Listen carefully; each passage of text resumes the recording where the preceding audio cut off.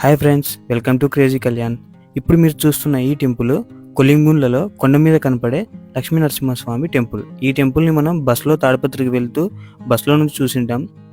మీకోసం ఈరోజు నేను చూపిస్తున్నాను. ఈ టెంపుల్కి ఊర్లో నుంచి నడుచుకుంటూ ఇలా స్టెప్స్ మీద రావచ్చు, లేదా మాలాగా డైరెక్ట్గా బండి వేసుకొని వచ్చి పైకి ఇలా పరిగెడుతూ కూడా వెళ్ళొచ్చు, ఎందుకంటే కొంచెం ఎక్కువ స్టెప్స్ ఉన్నాయి.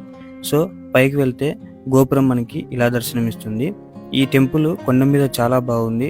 ఇంకా లోపలికి వెళ్తే గోడల మీద క్షీరసాగర మదనం తెలిపే బొమ్మలు, ఇంకా టెంపుల్ లోపల ప్రశాంతంగా విశాలవంతంగా చాలా బాగుంది చల్లని గాలితో.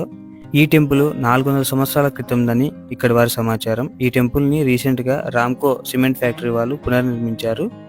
ఇంకా కొత్తగా ఏర్పాటు చేసిన ధ్వజస్తంభం, ఇక్కడ హోమగుండాలు వివిధ ఆకృతుల్లో ఉన్నాయి. చాలా డిఫరెంట్గా ఉన్నాయి ఇక్కడ హోమగుండాలు.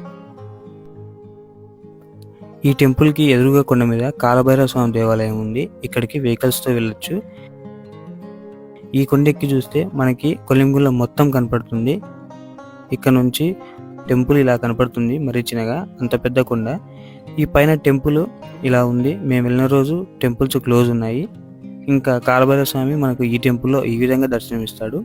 సో ఇది ఈ వీడియో. ఇలాంటి మంచి వీడియోస్ కోసం తెలుసుగా లైక్ చేసి ఫాలో చేయండి. Thank you.